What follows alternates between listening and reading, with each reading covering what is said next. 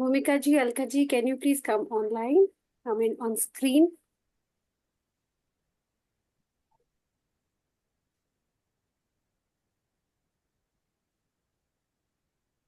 Um, Sunil, so are you able to attend the morning sessions of Magic Book? No, I think. I I had joined, but today I joined thrice. But every time the voice was very low in my this machine, so I couldn't hear only. So that's why I left. All right. Were you traveling at that time when you joined? When I was traveling also, and after reaching at home also, I tried. So even that time the voice was very low. Okay, okay, right. But otherwise, I don't know, maybe it's an issue from your end, network issue, because otherwise Yes. class was going quite well. There was no interruption sound on sound basis. So please check your Okay. connectivity. Yeah, even then, I joined another Zoom meeting. In that also, it came the voice was very low, Hmm. but after afternoon, the voice became all right. Okay, right. So it must have been your network issue, I think. So get it checked, Yeah. Wi-Fi or whatever the Yes. issue was. Yeah. Yeah. Okay. Hi, Sheetal. Hello, Monica ji.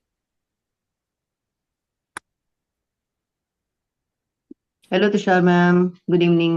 Very good evening. Hello, good evening, everyone. Yeah. Hmm.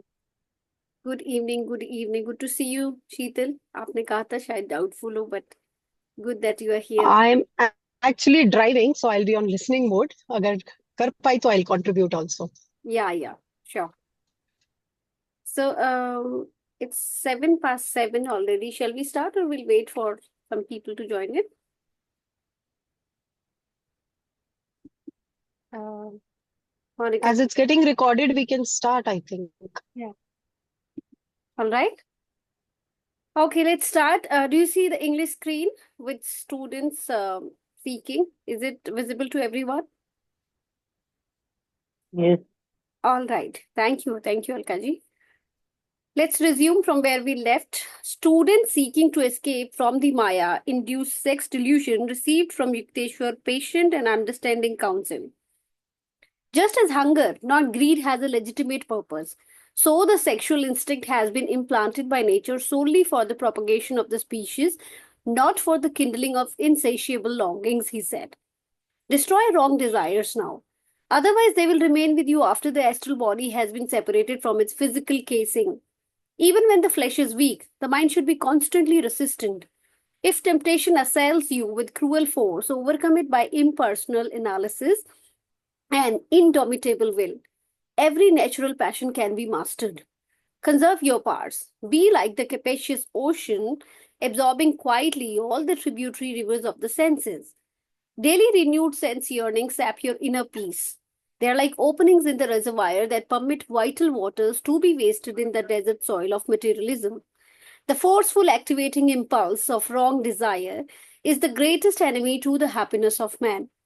Roam in the world as a lion of self control. Don't let the frogs of sense weakness kick you around. I'll take up the Hindi as well. And then over to you, Monica ji, after I read the Hindi. Is the Hindi screen visible?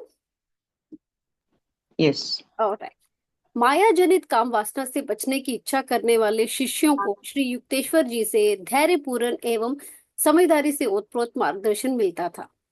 वे कहते थे, जिस प्रकार भूख का एक यथार्थ उद्देश्य है परंतु लौकिकता का नहीं, उसी प्रकार काम प्रवृत्ति को भी प्रकृति ने केवल प्रजाति के प्रवर्तन के लिए बनाया है, कभी तृप्त न हो सकने वाली वासनाओं को जगाने के लिए नहीं। अपनी गलत इच्छाओं को अभी ही नष्ट कर दो, अन्यथा स्थूल शरीर छूट जाने के बाद भी सूक्ष्म शरीर में वे तुम्हारे साथ चिपकी रहेंगी। शरीर को रोक पाना भले ही कठिन हो, पर मन में निरंतर विरोध करते ही रहना चाहिए। यदि प्रलोभन निष्ठुरता पूर्वक तुम पर आक्रमण करे, तो साक्षी भाव से उसका विश्लेषण करके अदम्य इच्छा शक्ति के द्वारा उस पर विजय प्राप्त करो। प्रत्येक प्राकृतिक वासना पर विजय प्राप्त की जा सकती है। Over to you, Monika ji. जी। हाँ जी। इसमें जीवन की सच्चाइयां हैं इस पैराग्राफ के अंदर। और सभी इनसे जूझते हैं लेटर सूनर।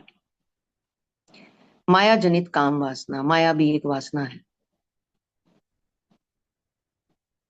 इन्होंने काम वासना वर्ड यूज किया है कि जैसे शारीरिक वासना के पीछे आदमी भागता है और तृप्त नहीं होता, ऐसे ही वो माया जनित काम वासना से भी के पीछे भी भागता है।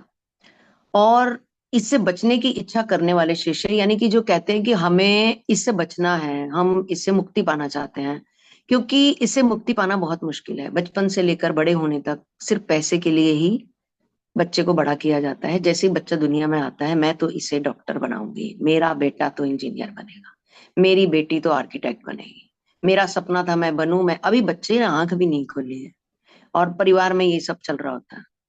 दादा अपनी बोल रहे होते हैं, दादी अपनी बोल रही होती है, ये सब। और तभी से हम तय कर देते हैं कि ये पैसा किस माध्यम से कमाएंगे, और उस दौड़ में वो अपने परिवार को भी भूल जाते हैं, अपनी हेल्थ को भी भूल जाते हैं, हर चीज को भूल जाते हैं। सिर्फ एक मकसद कि अगर ये पैसा कमाता है तो बहुत बढ़िया, और अगर नहीं कमाता है तो किसी काम का नहीं है। ऐसे हमारी सामाजिक प्रवृत्तियां बनी हुई हैं। तो जो भी इस काम वासना से बचने की इच्छा करते थे, उन शिष्य को युक्तेश्वर जी बहुत धैर्य से और समझदारी से मार्गदर्शन देते थे। ओतप्रोत मार्गदर्शन मतलब समझदारी से ओतप्रोत, अच्छे ढंग से उनको समझाते थे, ताकि उनके दिमाग में ये सच्चाई डले कि हमें माया के लिए नहीं, एटलीस्ट माया के लिए तो नहीं जीना है। हाँ, माया के लिए जीना है, पर सिर्फ माया के लिए नहीं जीना है। बहुत बड़ा फर्क है इन दोनों चीजों।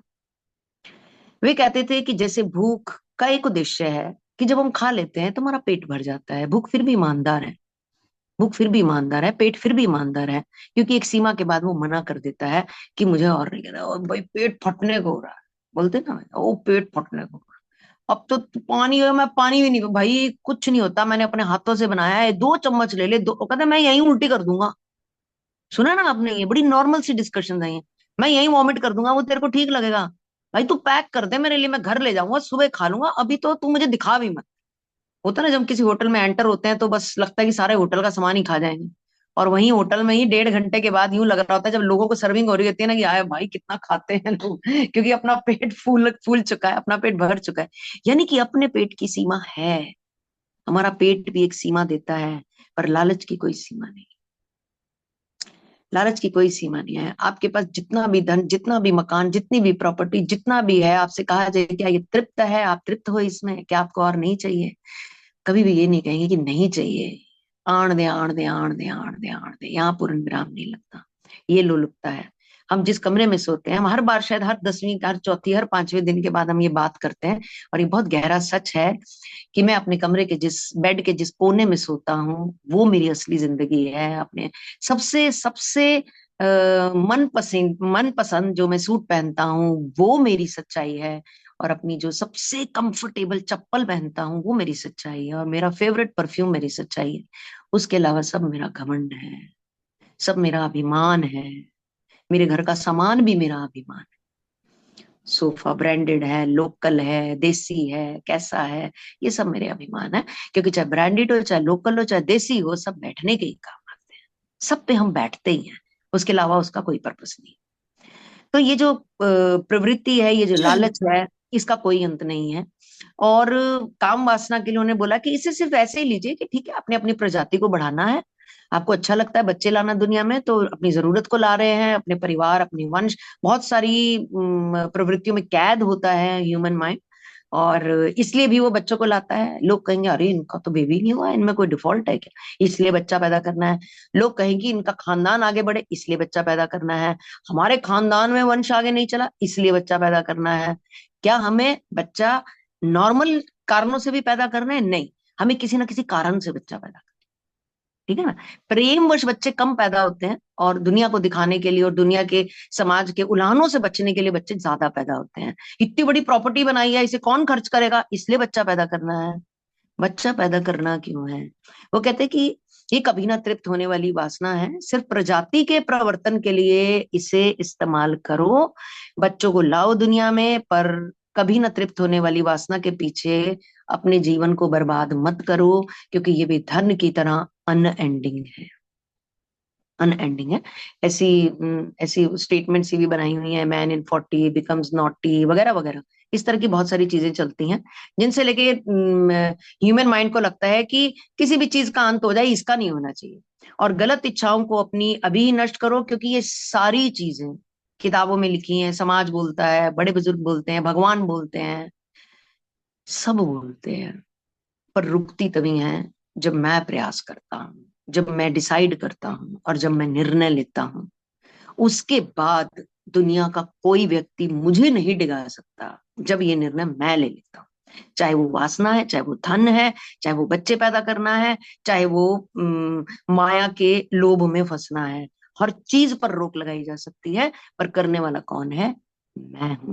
वो कहते हैं अपनी इच्छाओं को भी नष्ट कर दो, नहीं तो ये स्थूल शरीर मतलब ये बॉडी जो हमें मिली हुई है, ये छूट जाएगी। और छूटने के बाद भी ये जो इच्छा मरते टाइम साथ रहेगी ना, धन की, हाय जमीन का क्या होगा, हाय अब तो मरने को हो रहे हैं, हाय जायदाद का क्या होगा, हाय लुट ना जाए, ये सारी जो टेंशन है, वो कहते हैं शरीर चला जाएगा, पर ये तुम्हारे साथ चिपकी रहेंगी और शायद तुम्हारे डीएनए में अगले जन्म में भी जाए। शरीर को रोक पाना, छोटे छोटे आपने बच्चे देखे हैं, पैदा होते हैं 2 साल के हैं, आप उनके घर कभी विजिट करने जाते हो तो कुछ टॉय मांगते हो उनसे, तो कहते हैं, उसकी मम्मी कहती है, दादी कहती है, ये नहीं देगा अपनी कोई चीज किसी को, मतलब ही नहीं, मैडम आप लेके दिखा दो इससे ये, मैं भी मान जाऊंगी आपको, आप बड़े पेरेंट कोच बने फिरते हो, मैं भी मान जाऊंगी, आप इसे ये चीज लेके दिखाओ। 2 साल के बच्चे को किसी ने सिखाया कि इसे चिपका के रखना है? तो कहीं ना कहीं वो डीएनए में लाया अपने, चीजों को छोड़ना। और कोई कोई है वो ऐसे बिखेर देता है, जो मर्जी खेलो, जो मर्जी लो। कहाँ से आती है 1.5-2 साल के बच्चे के अंदर? शरीर को रोक पाना शायद कठिन होता है, क्योंकि शरीर की प्रवृत्ति है, इसके अंदर बहुत सारी चीजें ऐसे भगवान ने सेटिंग की होती है, इंस्ट्रूमेंट्स लगाए होते हैं, कि कहते हैं कि शरीर तो विरोध करने से मना करेगा, पर इसके अंदर एक उसने पंछी भी बिठाया है जिसका नाम मन है, और मन का बाप बिठाया है जिसका नाम बुद्धि है। मन की सुनते रहेंगे, वो कहता है मन से बुद्धि से विरोध करते रहो, अपने आप विरोध करो कि नहीं बस बहुत हुआ, नहीं और ये ठीक नहीं है, नहीं आई डोंट वांट मोर, नहीं अभी जितना है। एक संतुष्टि का भाव जिसको कहते हैं ना, संतुष्टि, ये संतुष्टि का भाव आता है 85+ के बाद आता है कुछ लोगों में, बहुतों में तो 85 के बाद भी नहीं आता। कुछ ऐसे बुजुर्ग होते हैं जो 85 के बाद कहना शुरू करते हैं कि बस अब तो राम नाम लेना है और जो सांसें बढ़िया से कट जाए, उसके लिए 85 साल का इंतजार करते हैं उसके बाद। तो ये तभी हो पाएगा ना जब 85 तक कोई पहुंचेगा, ये उसके बाद भाव आ पाए। नहीं तो हमें इसका विरोध शुरू से ही करते रहना चाहिए। हमारी आयु में, हमसे छोटी आयु में उतना लो जितना संयम से जरूरी है। और यदि हम प्रलोभन निष्ठुरता पूर्वक करते रहेंगे, तुम पर आक्रमण करे, तो साक्षी भाव से उसका विश्लेषण करो और अपनी इच्छाओं को बोलो कि नहीं बस, नहीं बस। इस्कॉन में भी ऐसे ही रहता है, जब बच्चे हो जाते हैं 1 या 2, तो उसके बाद फिर नई बस वाली उनकी पॉलिसी रहती है कि अब बच्चों को प्रभु प्रेम में लगाना है, स्वयं भी प्रभु प्रेम में लगना है, और उसी के दर्शनार्थ अपना ये जीवन अब बिताना है, अब इन काम वासनाओं से बाहर निकलना है। तो इन पर विजय प्राप्त करो, और प्रत्येक प्राकृतिक वासना पर विजय प्राप्त, क्योंकि ये प्रकृति की है, जो शारीरिक है वो प्राकृतिक है, और इन पर विजय प्राप्त की जा सकती है बशर्ते हम चाहें तो। जी मैम। अपनी शक्तियों को बचाकर रखो, विशाल समुद्र के समान बनो जिसमें इंद्रियों की सब नदियां चुपचाप विलीन होती चली जाएं। प्रतिदिन नई शक्ति के साथ जागती वासनाएं तुम्हारी आंतरिक शांति को सोख लेंगी। ये वासनाएं जलाशय में बने छिद्रों के समान हैं, जो प्राण मूलक जल को विषयाशक्ति के रेगिस्तान में नष्ट होने के लिए बहा देते हैं। मनुष्य को बाध्य करने वाला कुवासनाओं का शक्तिशाली आवेग उसके सुख का सबसे बड़ा शत्रु है। आत्म संयम के सिंह बनकर संसार में विचरण करो। इंद्रिय दुर्बलताओं के मेंढकों की लातें खाकर इधर से उधर लुढ़कते मत रहो। Over to you Monika ji. जी, अपनी शक्तियां इनको बचा कर रखो। हमारे अंदर जो संयम है, जो संयम की प्रवृत्ति है हमारे अंदर, जो शांति है, जो प्रेम है, जो सद्भावना है, जो कंपैशन है, जो लव है, जो डिसीजन लेने की पावर है, जो समाज के साथ जेल होने की शक्ति है, सच बोलने की शक्ति, सत्य की शक्ति, ये हमारी शक्ति है। हमें ये भी मिली है, हमें ये भी मिली है, हमें वो भी मिली है, बशर्ते मैं किसे हाई रखता हूँ। मैं जिसे हाई रखूंगा मेरा जीवन वैसा ही हो जाएगा। मेरे जीवन में अगर इनकी प्रमुखता रहेगी तो मेरा जीवन वैसा हो जाएगा, अगर दूसरे की प्रमुखता रहेगी तो जीवन वैसा हो जाएगा। और ये सब अवेयरनेस के बाद ही होता है। अपनी शक्तियों को बचा कर रखो, जैसे विशाल समुद्र के समान बनो कि जिसमें इंद्रियों की सब नदियां, इंद्रियां ही तो इच्छा मारती हैं, ये चाहिए वो चाहिए, आंख को सुंदर देखना है, कान को डीजे सुनना है, जबान को गंद बलूत अच्छी बुरी सब तरह की चीजें का टेस्ट करना है। एक बार टेस्ट तो करें कैसी, देखें तो सही क्या होता है। तो जबान है, टच है, ये सारी जो नदियां हैं, इन्होंने नदियों का नाम दिया है इंद्रियों को। जैसे समुद्र में विलीन होती है ना, ऐसे ही आप भी अपने आत्मा रूपी समुद्र में अपनी इंद्रियों की इन इच्छाओं को विलीन कर दो, महसूस करो। ऐसा नहीं है कि विलीन कर दिया और एकदम मृत प्रिय जीवन बिताना है। जब हम इंद्रियों को विलीन कर देते हैं कहीं ना कहीं इस समुद्र में, तो फिर हमारे भीतर ही हमारा एक जन्म होता है, खाली विलीनता नहीं होती है। फिर उस जन्म में जो आपको आनंद आने लगता है ना, कि फिर आप सब कुछ उस ईश्वर के नाम करके अपनी जिंदगी को जीने लग जाते हो।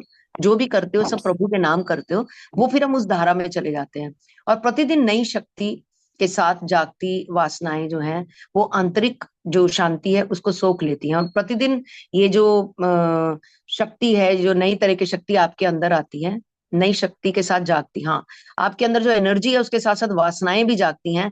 और ये वासनाएं जो हैं, जो आपकी आंतरिक शांति है ना, उसको सोख लेती है। उसको सोख लेती है मतलब आपकी आंतरिक शांति को बड़ा ही नहीं होने देती। ये वासनाएं रोज बड़ी हो जाती हैं, पर वो शांति बड़ी नहीं होती है। तो ये वासनाएं जो हैं, ये जलाशय में बने छिद्रों के समान है। एक एक तालाब के छिद्रों के समान है, जो प्राण मूलक जल को विषयाशक्ति के रेगिस्तान में नष्ट होने के लिए बहा देती हैं। जो आपकी आंतरिक शक्ति का, आंतरिक शांति का, आंतरिक प्रेम का, सद्भावना का जो समुद्र आपके पास था, इस जलाशय में छिद्र हैं। और अगर आप इन काम वासनाओं को बड़ा रखते हो, तो इन छिद्रों में से आपके सारे गुण सोख कर लिए जाते हैं। और फिर बचता क्या है? बचती वही वासनाएं हैं, क्योंकि हमने वासनाओं को ही बड़ा किया हुआ था।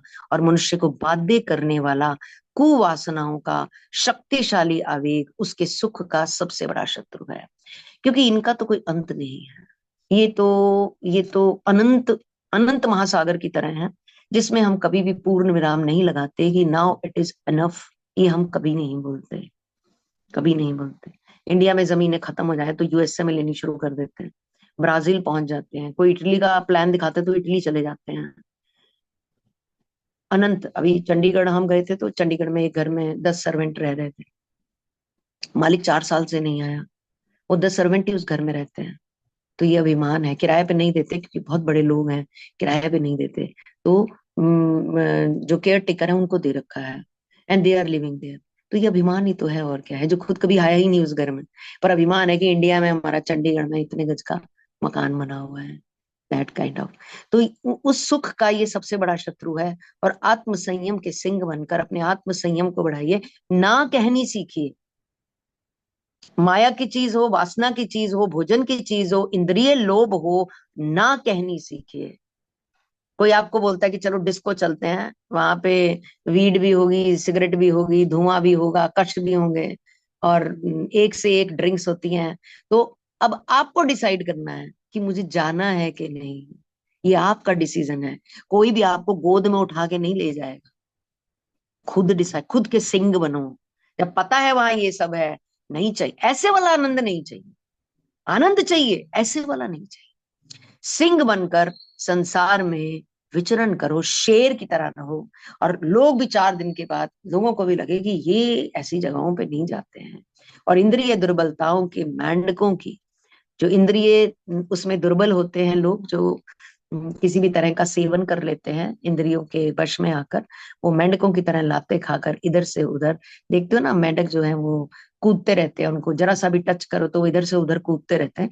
तो इस तरह वो इधर उधर लुढ़कते रहते हैं। लुढ़कते मत रहो, अपनी इंद्रियों को दुर्बल मत करो। जी मैम। जी, thank you Monika ji. Okay. A true devotee is finally freed from all instinctive compulsions. He transforms his need for human affection into aspiration for God alone, a love solitary because omnipresent. Sri Yukteswar's mother lived in the Rana Mahal district of Banaras, where I had first visited my guru. Gracious and kindly, she was yet a woman of very decided opinions. I stood on her balcony one day and watched mother and son talking together. In his quiet, sensible way, Master was trying to convince her about something he was apparently unsuccessful, for she shook her head with great vigor. Nay, nay, my son, go away now. Your wise words are not for me. I am not your disciple. I'll take the Hindi part now.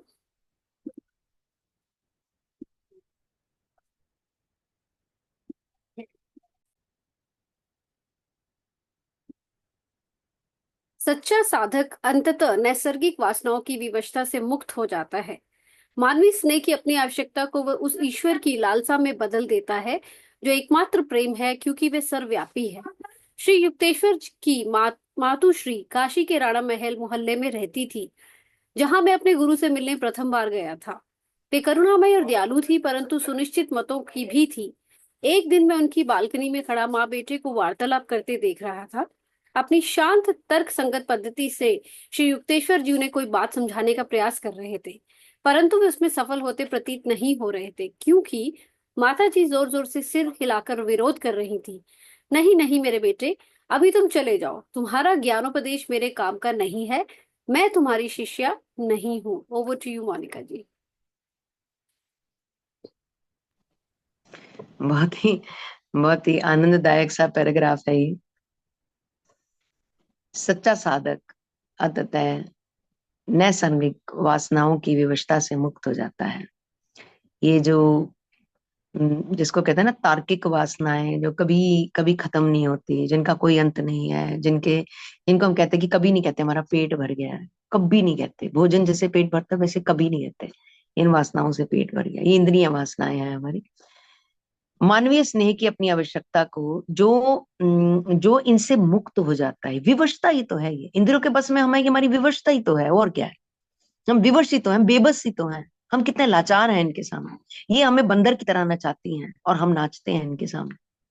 हम नाचते हैं इनके, वो कहते हैं जब वो इनसे मुक्त हो जाता है तो मानवीय स्नेह की, क्योंकि देखो स्नेह सबको चाहिए। प्रेम जो है वो ईश्वर ने प्रेम का मोती सबके अंदर पिरोया हुआ है।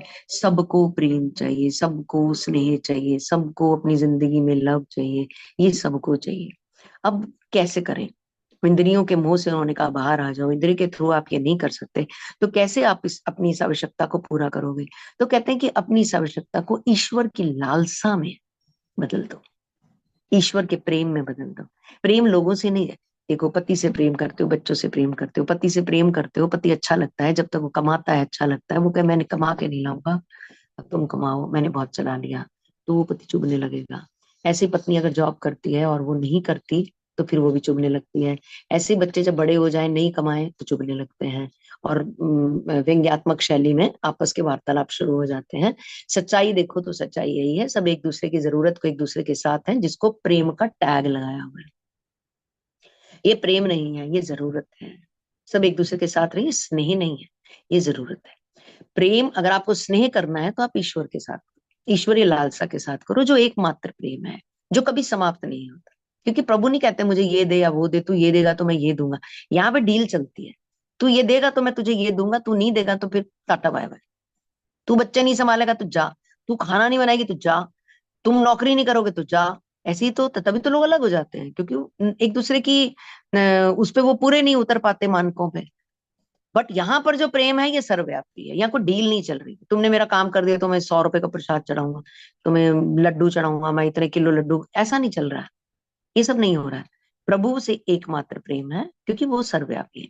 श्री युक्तेश्वर जी की जो माता थी वो काशी के राणा मोहल्ले में रहती थी, और जब एक बार वो उनसे मिलने उनके घर पहली बार गए तो बहुत करुणामय और दयालु थी, ऐसा उन्होंने महसूस किया। अपना ऐसा मत दे रहे हैं वो, और सुनिश्चित मतों की भी थी। उनके कुछ सेटल्ड से नॉर्म्स थे।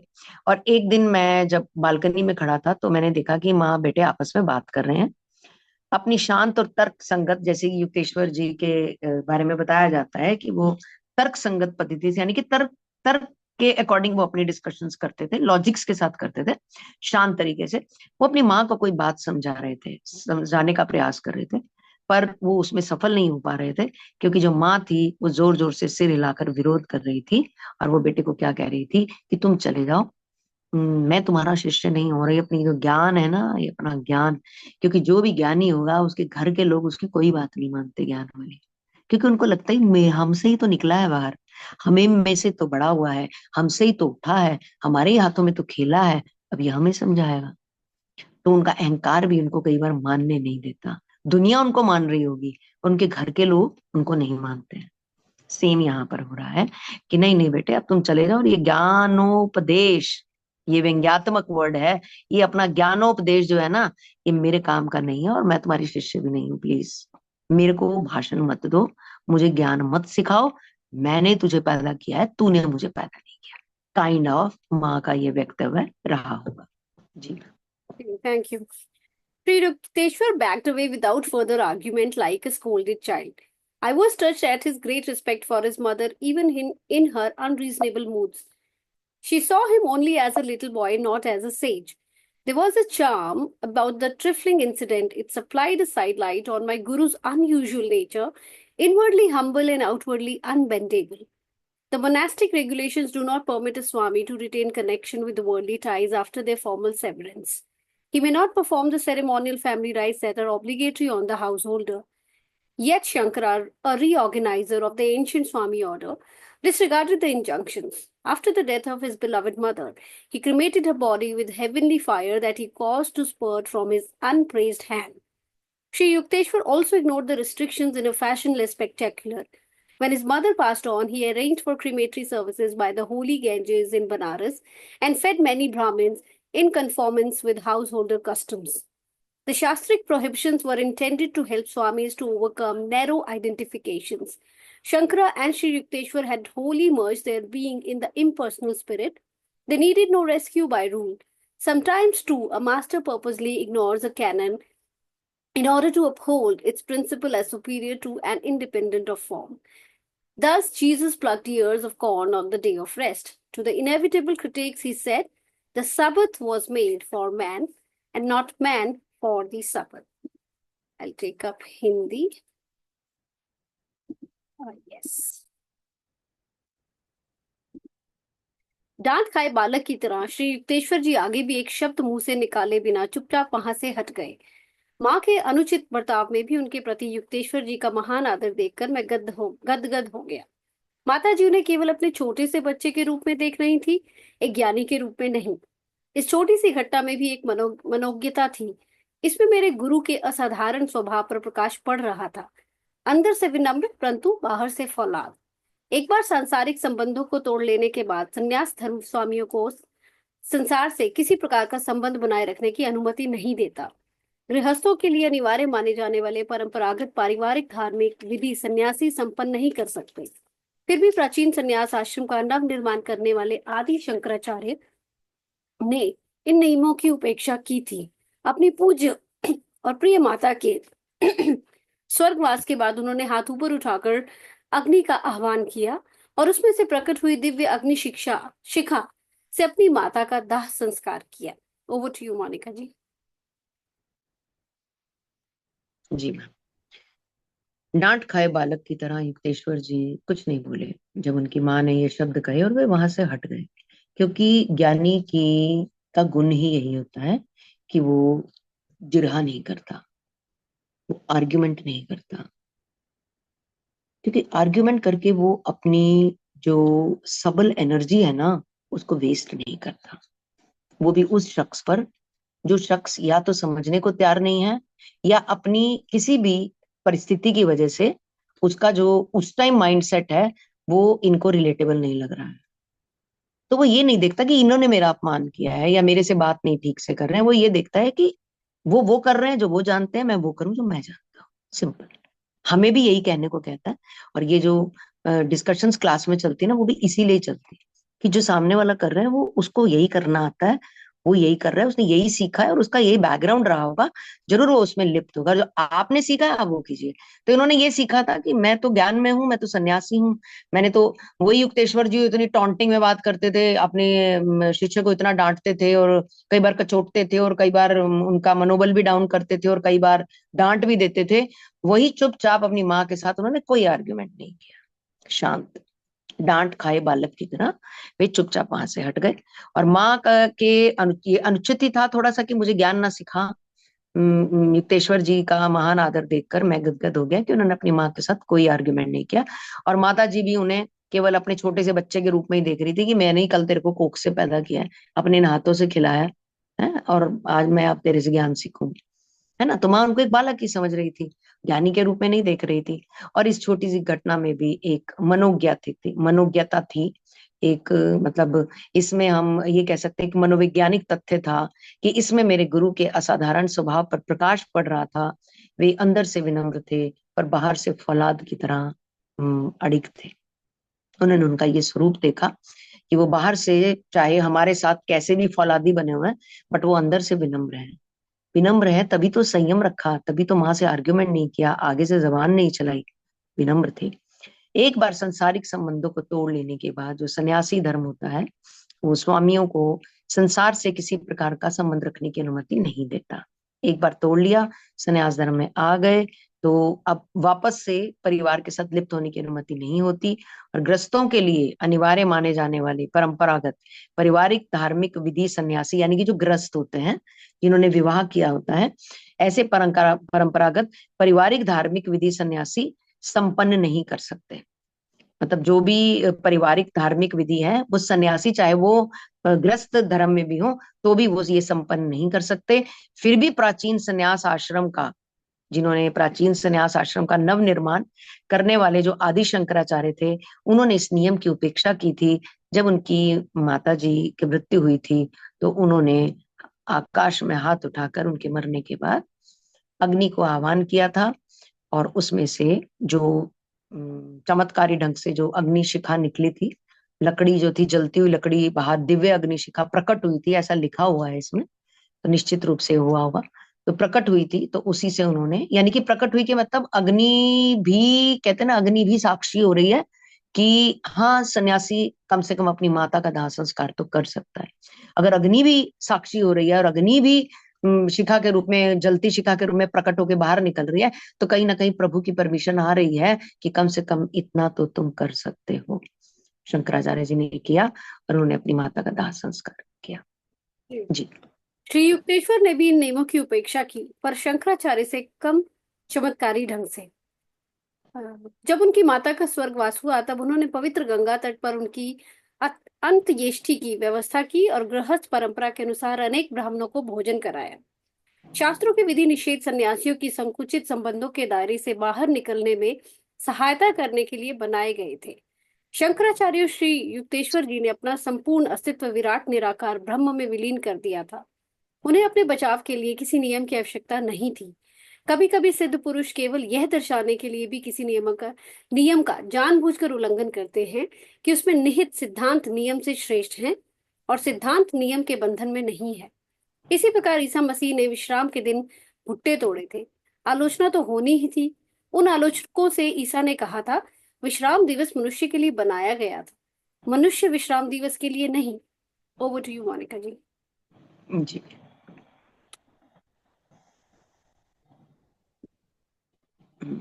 श्री युक्तेश्वर जी ने भी इन नियमों की उपेक्षा की, पर शंकराचार्य जी से कम चमत्कारी ढंग से। इन्होंने भी नियमों की उपेक्षा की थी, जैसे उन्होंने अपनी माँ का दाह संस्कार किया था, इन्होंने भी उपेक्षा की थी। पर उन्होंने तो चमत्कारी ढंग से अग्निशिखा को ही प्रकट करवा लिया, इन्होंने वैसे नहीं की थी, बट हाँ, इन्होंने भी की थी।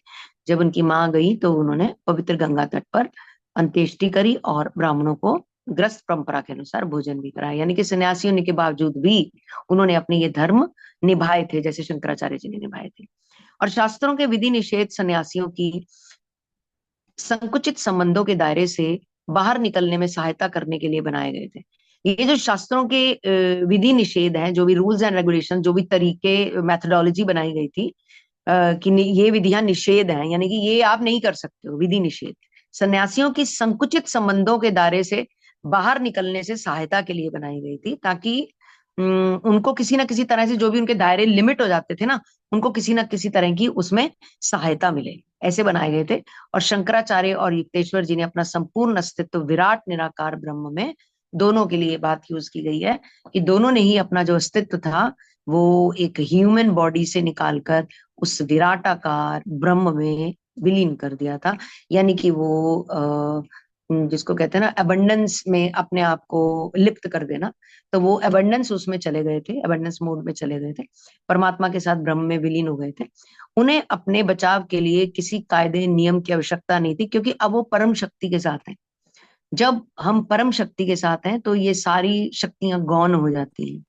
ये जो सारे प्रॉमिस, ये मैं तेरी मदद करूंगा, मैं तेरे साथ हूँ, तू घबरा मत, जो कह रहा है तू घबरा मत, जो तू कह रहा है तू चिंता ना कर, जो कह रहा है मैं तेरे साथ हूँ, वो खुद ही वो नश्वर है, खुद ही वो नश्वर है। तो क्यों ना उसके साथ अपना टांका भिड़ाया जाए, जो नश्वर है ही नहीं, जो सदैव विराजमान रहता है। तो कहते हैं कि तो ये जो सिद्धांत नियम की इनको आवश्यकता नहीं थी, और कभी कभी ये जो सिद्ध पुरुष होते हैं ना, ये दर्शाने के लिए भी किसी नियम को जानबूझकर तोड़ते हैं कि हम तो परम शक्ति से जुड़े हुए हैं, ये नियम कायदे कानून तो पृथ्वी के लिए बने हुए हैं, हम तो परम शक्ति से जुड़े हुए हैं, कि उसमें निहित सिद्धांत नियम से श्रेष्ठ है, क्योंकि जिस शक्ति के साथ हम जुड़े हुए हैं वो इस सिद्धांतों से भी श्रेष्ठ है, इन नियमों से भी श्रेष्ठ है।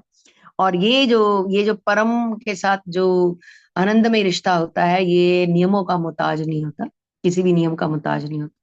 जब हम एक भोलेपन के साथ और एक अंतःकरण के साथ उस परमात्मा के साथ एकाकार होते हैं, तो ये नियम धरे के धरे रह जाते हैं, क्योंकि प्रभु भाव देखते हैं, ऐसा हम अपने शास्त्रों में भी पढ़ते हैं। तो ये किसी बंधन में नहीं है। इन्होंने ईसा मसीह जी का एग्जाम्पल दिया है कि ईसा मसीह जी ने विश्राम के दिन एक दिन भुट्टे तोड़े थे, कि उस दिन विश्राम करेंगे, कोई काम नहीं करेंगे, और उन्होंने उस दिन भुट्टे तोड़े। आलोचना तो हुई उनकी, तो उन आलोचकों से ईसा जी ने कहा था कि विश्राम दिवस मनुष्य के लिए बनाया कि भाई हमने दिवस बनाया है, तुम इस दिन पूरा रेस्ट कर सकते हो। पर उनका मन था कि उस दिन भी मैं थोड़ा काम करूं, तो उन्होंने कर लिया। उन्होंने बोला विश्राम दिवस मनुष्यों के लिए बनाया गया था, मनुष्य विश्राम दिवस के लिए नहीं है कि विश्राम दिवस कह दिया तो हम लेट ही जाएंगे उस दिन। हम विश्राम दिवस के लिए नहीं है, विश्राम दिवस हमारे लिए बनाया गया है कि जब तक हम आराम करना चाहते हैं करें, और यदि हमें काम करना होगा तो हम उठ के काम भी कर सकते हैं। तो ऐसा उन्होंने उस टाइम अपना पॉइंट ऑफ व्यू रखा था। जी मैम, आई थिंक इतना पढ़े आज।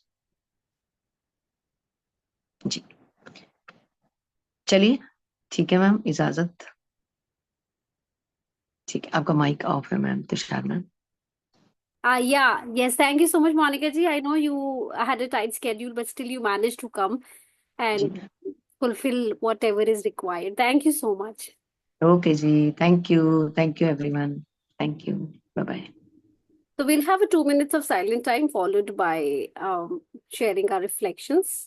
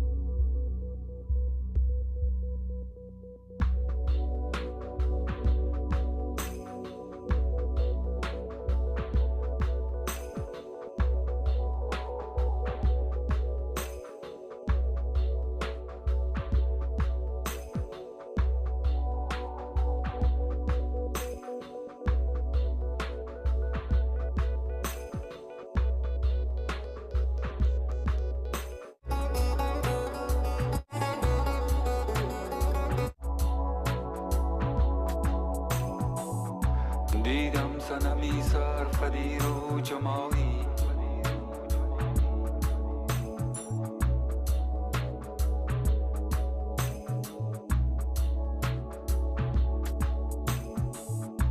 افکنده به رخسار جوان موی سیاهی.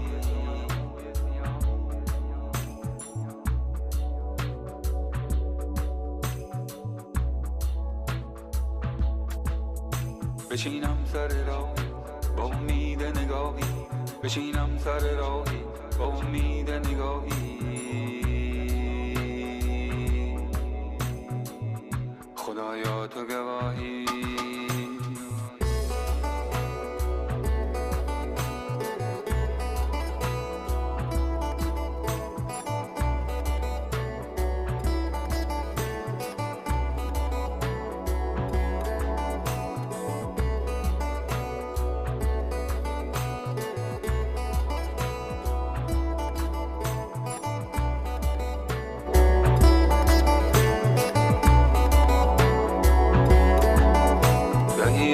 زنی عشق ما راست خدایا،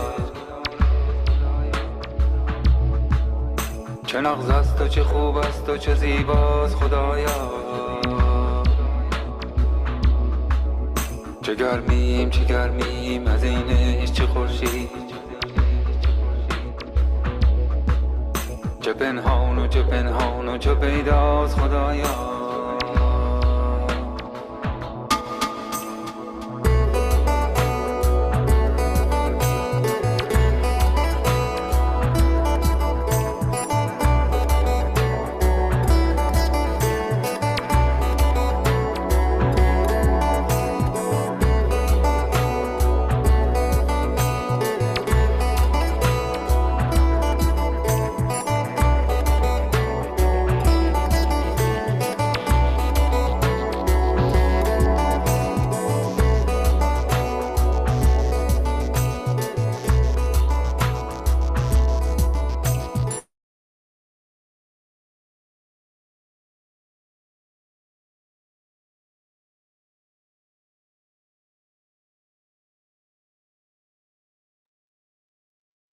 Welcome back, everyone.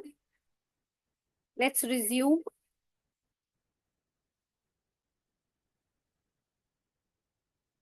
Yeah, the room is open for everyone to share the reflections, and I would like to request everyone to please come on screen. Sunana is outdoor, so if she is not able to, Bhumika ji, Alka ji, Sheetal, Sapna, Ashwinder ji, Yogini ji, Shashi aunty, Indu ji, Meenakshi ji, and Manzil. Thank you, Sapna ji. Thank you Tushar ji. मैंने Monday का miss किया, मैं बाहर थी। You can have the recordings. You can, anytime ask for the recordings, we'll share it. Yes, मुझे भेज दीजिए, और 1 मार्च का भी हो सके तो। Sure. Just आप मेरे को ना एक बारी just drop me a message, and I will be able to share it with you. Yeah. Thank you so much. Would you like to share your reflections, Sapna ji, today? Yes, आज के से तो मुझे यही समझ में आया कि जितनी हमारी कम इच्छाएं होगी ना, उतना हमें सुकून मिलेगा, उतना हम इस स्पिरिचुअल जर्नी में आगे बढ़ेंगे, और हमें खुद के साथ हम कनेक्ट हो पाएंगे, ईश्वर के प्रति और प्रेम बढ़ेगा। अभी क्या है, हम बाहर की चीजों में भटके हुए रहते हैं कि हमें ये भी चाहिए, वो भी चाहिए। तो जितनी इच्छाएं हम कम होगी, हम खुद के साथ हमें कनेक्ट होने के लिए और इजी हो जाएगा। बहुत ही ब्यूटीफुल चैप्टर था, और जैसा हमेशा की तरह आप सब लोग बहुत अच्छे से एक्सप्लेन करते हैं, तो ये एक यात्रा अलग ही होती है। Thank you. Thank you so Thank you much. so much, Sapna ji, for your sharing. Thank you. Yes, anyone else who would like to share today? Alka ji, Shvinder ji, Yogini ji, Shashi aunty, Sunaina, if you can. Sheetal has left. Okay, Sheetal is there. Sheetal. I don't leave without telling. No, I मैंने didn't कहा leave. कैसे हो गया, मुझे पता क्यों नहीं चला, ये कहाँ से गायब हो गए? But you were there. नहीं, I Great. am Thank here. you. I'm Thank listening to others. Yeah. Would you like to share, Sheetal? Yeah, okay. Couple of things that struck me. One of that was roam in the world as a lion of self-control. See that the frogs of weakness don't kick you around. So yeah, lion की तरह धरती पे चलो, और वो lion हो तो self control का हो, और वो छोटे छोटे जो मेंढक फुदक रहे हैं आपके दिमाग में, आपके सेंसेस को सेटिस्फाई करने के, मतलब उन फ्रॉग्स की तरह अगर कंपैरिजन हुआ है तो बाकी लोगों का हुआ है कि जो खुद पे सेल्फ कंट्रोल नहीं कर पा रहे।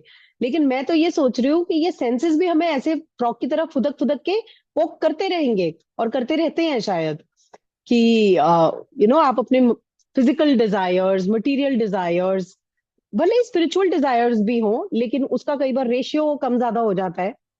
तो अगर हम उन मेंढकों की तरह ना चले दुनिया में, और हम एक लायन की तरह चले, तो वो लायन हमारे सेल्फ कंट्रोल का होना चाहिए, यानी कि अपनी इंद्रियों को वश में करना है। और अगर इन इंद्रियों को एक्चुअली यूज भी करना है, तो क्यों ना स्पिरिचुअलिटी में किया जाए। मैं किसी के बारे में सुन रही थी, उनका पॉडकास्ट, और उन्होंने बताया कि as a couple they had issues being intimate, and क्योंकि ये टॉपिक उससे रिलेटेड है इसलिए मैं बात छेड़ रही हूँ। और एज अ कपल उनको इशू आया being intimate, and the man said that I was not being able to fulfil my desires, और उसका शायद एक्स्ट्रा मैरिटल अफेयर भी हुआ। लेकिन जब वो स्पिरिचुअलिटी में आया, उसने ये सीखा कि जिन डिजायर्स को वो पूरा करना चाह रहा था ना, out of any of those relationships, be it with his wife और the next lady in his life, उसको सबक मिला। और उसने ये देखा कि स्पिरिचुअलिटी ने उसे सिखाया कि आप अपने चक्रा से वो एनर्जी ऊपर ले जाते हुए, जब आप अपने क्राउन चक्रा तक लेके जाते हो, तो आपका पीनियल ग्लैंड एक्टिवेट होता है, and you kind of experience the same kind of orgasm that you might have experienced if you were intimate with your wife. So is it, मेरी इतनी बड़ी मतलब एक इंसाइट मिली मुझे, और आंखें खुल गई कि ये प्लेजर मैं सिर्फ फिजिकल बॉडी से ही सीख करूं, ये जरूरी नहीं है। मैं स्पिरिचुअली अवेकन्ड होके भी उसी लेवल की एनलाइटनमेंट या पीक प्लेजर को फील कर सकता हूं। ये बात आज तक कहीं पढ़ी नहीं थी, सुनी नहीं थी, सिखाई नहीं गई थी। आज ये दिन है कि वो ये चीजें अपने सेशंस में सिखाते हैं और आगे लोगों को बताते हैं कि अगर आपको डिजायर्स को, देखो हम कभी भी एनर्जी जो है ना, सिर्फ क्रिएट ही हो सकती है, डिस्ट्रॉय कभी नहीं होती। अगर एनर्जी क्रिएट हो रही है तो वो ट्रांसफर हो सकती है, we know that energy can be transmuted. इसके बारे में अगर आप गूगल करो सब लोग, तो आपको पता चलेगा कि एनर्जी का फॉर्म बदला जा सकता है। तो अगर आप एनर्जी का फॉर्म बदलोगे तो आपका वो डिजायर भी फुलफिल होगा, लेकिन उसका मीडियम अलग हो जाएगा। जैसे हम कहते हैं ना, हमें भूख लगी है, मुझे रोटी भी खाने से पेट भरेगा, मुझे नान खाने से भी पड़ेगा, और कोई कुलचा खाने से भी भरेगा, तो मीडियम्स बहुत सारे हैं पर पेट तो भर रहा है। देर आर वेरियस परोसने के तरीके अलग हैं। तो प्रभु ने जब हमें धरती पे भेजा, उन्होंने कहा एक्सप्लोर करो, एक्सपीरियंस लो इस प्लैनेट का, एलिवेट होने के लिए, अपने सोल जर्नी को ऊपर करने के लिए। और जब एक्सप्लोर करना है तो ये भी एक्सप्लोर करना है कि ये डिजायर्स तो बनाए हैं लेकिन स्पिरिचुअलिटी के आड़े आ रहे हैं, तो कैसे मैं इसको कंट्रोल करूं। तो हम कभी भी कंट्रोल करेंगे हम फेल हो जाएंगे, क्योंकि जिस स्प्रिंग को आप जितना ज्यादा दबाओगे वो उतना उछल के आएगा। तो कभी अपने डिजायर्स को कंट्रोल करना, ये आम लेमैन भाषा के वर्ड्स हैं। आप लोग सब एलिवेटेड सोल्स हो, आप कभी मत यूज करो कि डिजायर्स को दबाना है, इच्छाओं को दबाना है। हमें दबाना नहीं है, हमें इसे सही जगह चैनलाइज करना है। तो हम आज के बाद अगर अपने घरों में या बच्चों से या किसी से भी अपने लोगों से बात करें, तो कभी ये ना कहें कि यार हमें अपनी इच्छाओं को दबाना चाहिए, ये गलत बात होती है। कोई गलत बात नहीं होती। ये क्रिएशन का तरीका था और क्रिएशन तक सीमित रखने को कहा था, मगर उसके बावजूद बोला गया है कि if your flesh is weak, your conscience should be strong. So this is something that was profound. And और भी चीजें हैं, but I give others some time. Yeah thank you. Thank you so much for beautiful share, Sheetal. Thank you Sheetal. Yeah. एक repeat किए करेंगे, आपने बोला कि इच्छाओं को दबाना नहीं है, क्या करना है इंग्लिश में वर्ड? Channelize. Channelize, देखो, energy can be transmuted. We need to channelize that energy in a different direction, the direction that is more spiritual, that is more close to God, because eventually परम सत्य तो वही है। ये सब wonderful, माया है, माया। बात आज शायद शुरू भी माया से हुई थी। या शीतल जी, अभी आप वो प्रोफाउंड प्रोफाउंड बोले ना, माइंड शुड बी प्रोफाउंड, उसके पहले क्या बोले? प्लेट इज, क्या बोले वो सेंटेंस आप? किससे स्टार्ट होता है? अब मैं तो बहुत कुछ बोल गई। आप रिकॉर्डिंग सुन नहीं लेना, अभी नहीं तो। That सोनल जी, आप एक बारी थोड़ा सा, हाँ, हेल्प अस रिकॉल, आप बताएं। अभी आप, हाँ आप बोले mind, if your plate is weak your mind should be Physical, profound. Physical If body. okay, I'll repeat. मैंने कहा था if your flesh is weak, क्योंकि वो सेंटेंस इंग्लिश बुक में लिखा अच्छा हुआ हाँ है। If your flesh हाँ is weak, your conscience हाँ, should be strong. तो आपका अच्छा ओके, कॉन्शियंस जो है, आपके अंदर का जो हाँ कॉन्शियंस, या कॉन्शियंस शुड बी स्ट्रांग। आपके अंदर की आवाज, Awareness, आवाज, awareness, अंदर की awareness, आवाज, awareness. Awareness. Okay, awareness. Okay okay. मतलब आपकी the physical, conscience is your guiding system. जो आपके अंदर का एक जीपीएस सिस्टम है ना, जो कंपास है आपके अंदर, जो आपको राइट रॉन्ग के लिए डायरेक्शन देता हाँ है, वो स्ट्रांग होना चाहिए। अगर आपका हाँ फ्लैश वीक है, मींस आपकी स्किन और आपके बॉडीली डिजायर्स अगर आपको ओके, वीक बना रहे हैं, हाँ लेकिन हाँ आपका अंदर का अंतर मन ज्यादा स्ट्रांग है, तो हाँ आप इन चीजों को काबू में करना, एक नॉर्मल भाषा का वर्ड है, काबू में तो कर ही सकते हैं by giving it a new direction. आप ये सोचिए, ये चीजें क्या होती है, ये प्लेजर्स क्या होते हैं? फोर्सफुल एनर्जी होती है, इतनी ज्यादा बेकाबू एनर्जी होती है, जैसे कि बहुत पानी की धारा फोर्स से आ रही हो तो घरों को भी डुबो देती है। उतनी फोर्स से अगर ये प्लेजर वाले डिजायर्स और ये सारी चीजें जब जागती है, क्या करते हैं हम? या तो डैम बना देते हैं, या हम उसको दूसरी तरफ अगर हम डायरेक्शन दे दें, आगे कोई वॉल बना दे, तो वो दूसरी तरफ डायरेक्शन हो जाएगी, ट्रिब्यूटरीज निकल आएंगी, कुछ और हो जाएगा। तो जिस तरह से एक तेज प्रवाह होता है पानी का, जो कंट्रोल से बाहर हो रहा है, उसे आप 2-3 दिशा में अगर रास्ते दे दो तो वो दिशा बदल लेता है। उसी तरह से ये अपने अंदर के जो डिजायर्स हैं, या तो उन्हें एलिवेट करके अपने हायर चक्रास तक ले जाओ, then you feel the bliss.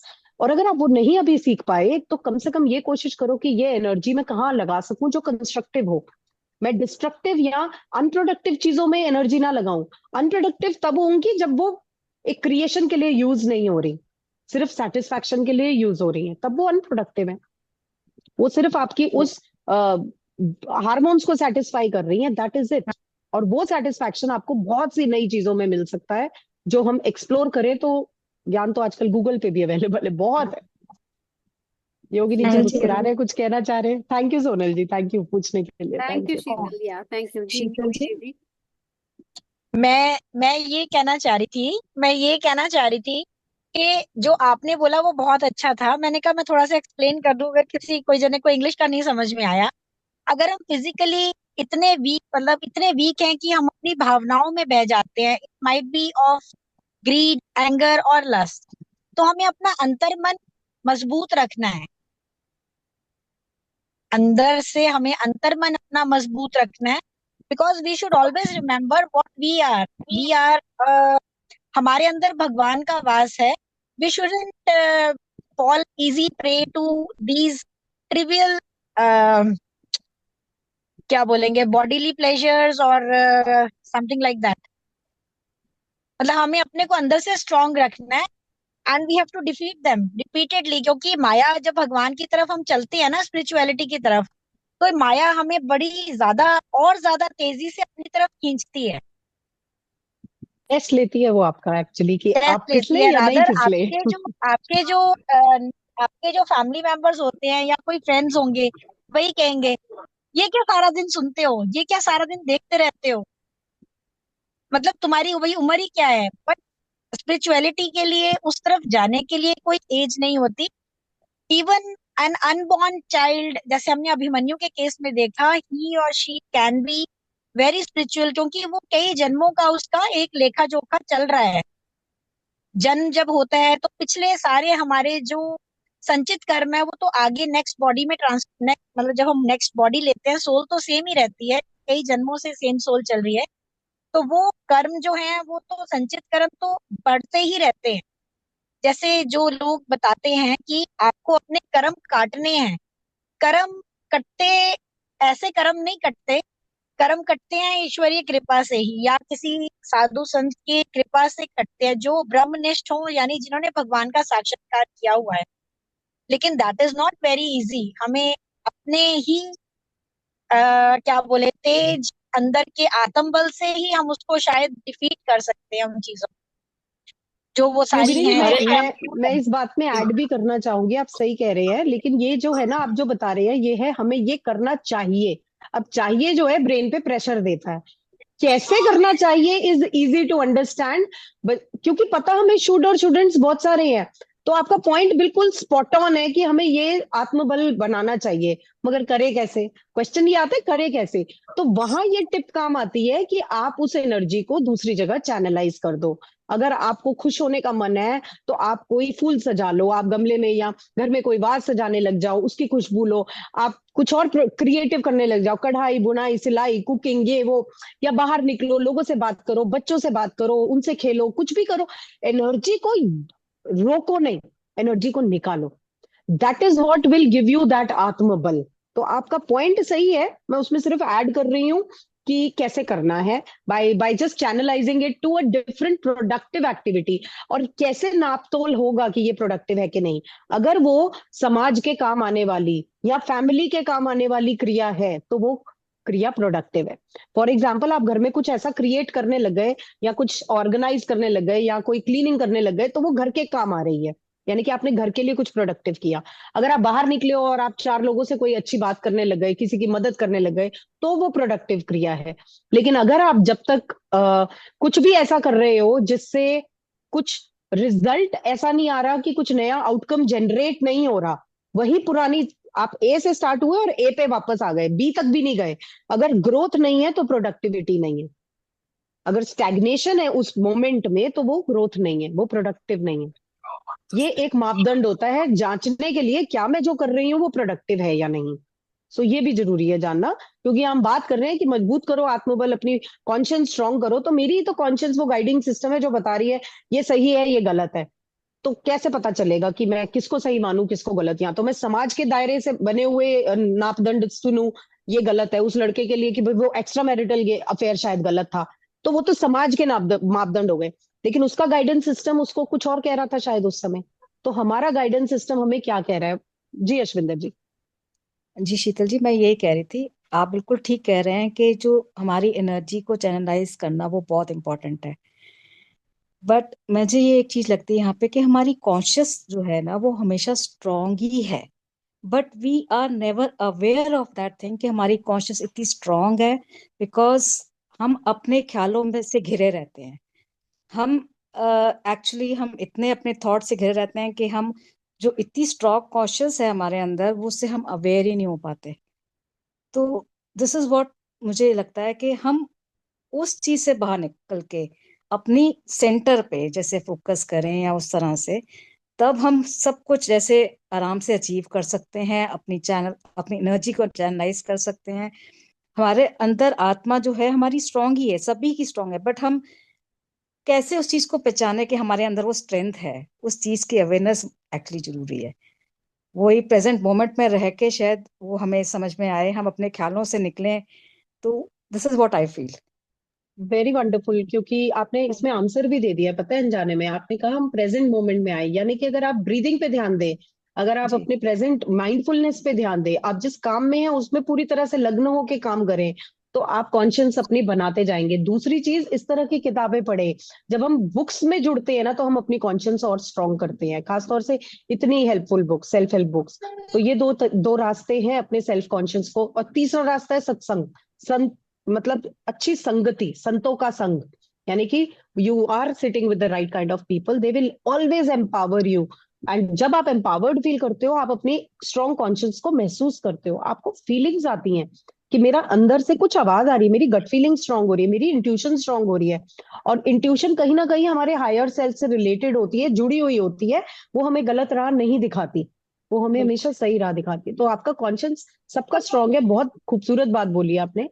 या जी thank ji. You Yogini ji. Yeah thank you so much Ashwinder ji, thank you Sheetal ji. Yogini जी।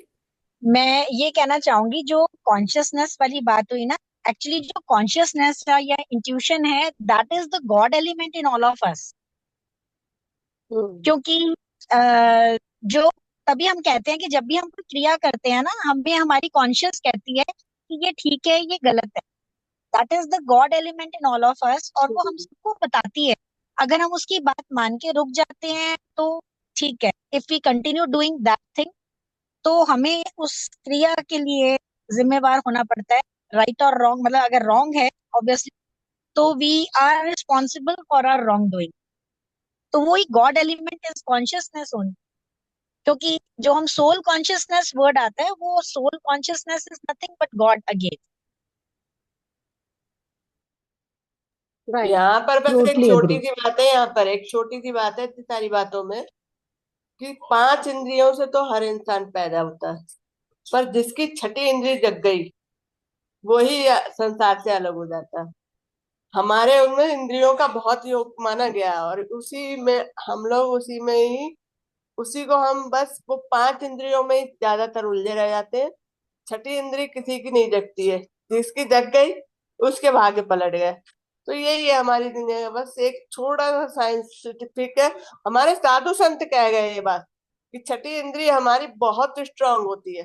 5 इंद्रियों से हर कोई लड़ रहा है, छठी इंद्री पे जो आ गया वो सब कुछ समझ गया। बस यही है, ट्रू। यही खेल है और कुछ नहीं है। वेरी बस ट्रू यहाँ भी भूमिका यही जी। शब्द है। Very true, thank you so much Bhumika ji. Anyone else who would like to share before we wind up or want to add up? All right, I would just like to summarize a few pointers that I've written, summarizing and taking up from Sheetal as well. कुछ एक दो तीन pointers जो मैंने book से लिए थे, कि जो सिद्धांत हैं वो नियमों से हमेशा ऊपर होते हैं। That means principle is always superior to rules and regulation which are meant और which are formed by man और ह्यूमन। तो सिद्धांत, प्रिंसिपल जो है हमेशा ओवर शेडो करता है रूल्स को। तो इसीलिए जो सिद्धांत बने, जो ये नियम बना था कि जो एक संत है, महात्मा है, वो अपने फैमिली राइट्स रिचुअल्स पूरे कभी नहीं कर सकता। लेकिन यहाँ पे ये बात आई थी युक्तेश्वर जी ने और शंकराचार्य जी ने ये नियम थे सिद्धांतों के लिए तोड़े थे। Then a guru is still a child for a mother, no matter how much has he elevated, achieved and evolved. जैसे युक्तेश्वर जी की माता उनको बिल्कुल स्कूल कहते, तू रहने दे, तू मेरे लिए बच्चा ही है, तू क्या सिखाएगा मुझे। तो हम एक एक लाइक बच्चा माँ के लिए हमेशा बच्चा ही रहता है, कितना भी इवॉल्व हो जाए, ग्रो कर जाए फिजिकली, मेंटली, इंटेलेक्चुअली, लेकिन माँ उसमें वो अपना बच्चा ही देख रही होती है। Third was be courageous in your journey of life. You don't have to be, again you don't have to be a frog, be a lion, ये या फिर थोड़ा सा बस इसमें कहूंगी, कृष्ण के बारे में भी यही था। कृष्ण भगवान थे तब भी यशोदा उनके लिए माता ही थी। बिल्कुल बिल्कुल, या दैट्स ट्रू। और आपको मतलब you can fly in the sky like an eagle, you don't have to be among chickens. कहते हैं कि आप ईगल की तरह हो, ईगल की तरह उड़ो। तुम्हें चिकन्स बनने की जरूरत नहीं है, आम लोगों में आने की जरूरत नहीं है। तो ट्राई इवॉल्विंग, ग्रोइंग।